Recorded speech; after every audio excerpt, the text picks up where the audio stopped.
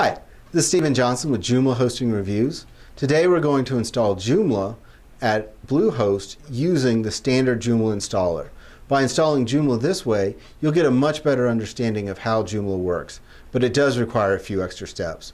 Don't worry, it's not too bad, so let's go ahead and get started. Before you begin, you will need a Bluehost account, which goes without saying.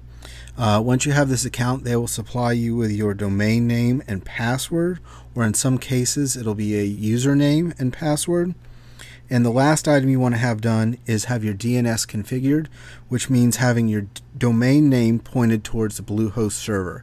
If you aren't sure how to do this or need help, contact Bluehost support and they'll be happy to walk you through this. Step 1, download Joomla. You want to go to joomla.org and download the most recent version.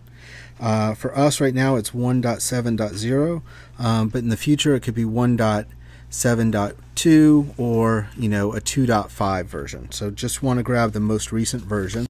Step 2, go to the Bluehost control panel. You want to go to bluehost.com and look in the upper right hand corner and you'll see a control panel logon. Go ahead and click on this. Step 3, log into the control panel. Here you'll want to enter your domain name and password, and in some instances you'll use your Bluehost username and password. This will be on a case-by-case basis. Step 4, go to File Manager. Now that you're logged in, go to the cPanel tab and scroll down for the Files section and select the File Manager icon. Step 5, use File Manager to upload the Joomla package. First, you want to verify that you are in the public HTML folder. This is your top level folder. Next, you want to click Upload. You will then have to select Choose File or Browse, and you'll locate your Joomla install that we downloaded earlier in this tutorial. Next, we want to highlight the Joomla package back in the file manager that you were in before. And the last step here is to click Extract. And now you'll see all the files being expanded into your public HTML folder. Another way to do this is upload your files via FTP. If you're familiar with that, feel free, but installing it that way is outside the scope of this install guide. Step 6, go to the MySQL database creation screen. Now back in the cPanel tab, scroll down till you see databases and look for the MySQL database icon and click on that. Step 7, create the MySQL database and user. The first thing you want to do in the MySQL database screen is enter the name for your database, and this can be anything you want to go with. I think there will be limited to 6 characters, so you want to keep it short and something unique to your site. So go ahead and enter that and then click Create Database. The next item is to create the new user, and here you'll want to enter your username that we'll use. For us, we're using Joomla user, and then you want to create a strong password to go along with this.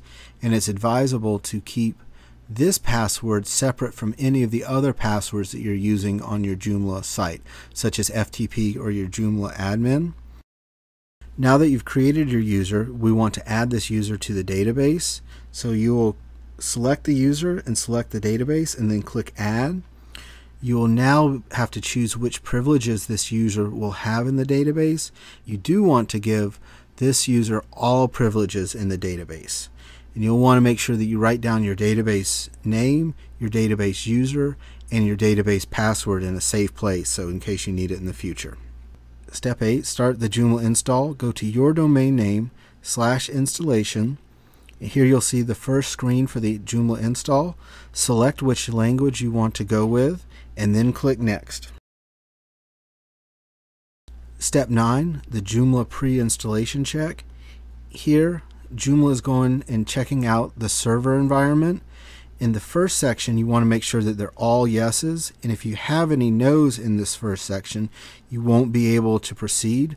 But at Bluehost, they should all be yeses. If you have any no's, then contact Bluehost customer support. The next step is recommended settings, and it's okay if they don't match up perfectly, but it's really much better if they do. And you can take some steps to get them to be the same. If they're not the same, it's not the end of the world. It's just recommended that they are. Once you have your pre-installation check done, go ahead and click the Next button. Step 10, the Joomla license. You want to go ahead and read the new public license or the GPL, and once you agree to this, click Next. Step 11, the Joomla database configuration. Here you want to select MySQLi as the database type. Most likely you will have localhost for the host name. Then next you want to enter your database username, which we set up previously, the database password, and then the actual database name, and then the table prefix and the old database process. You want to leave those alone, so just leave those as default. And then once you have all that done, click Next. Step 12, Joomla FTP config. We can skip this section. This section is for people that have difficulty uploading files or some server environment troubles.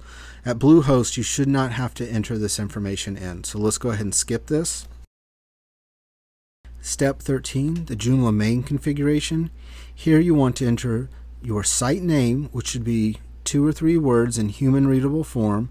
Then enter your email address, the admin username, and an admin password.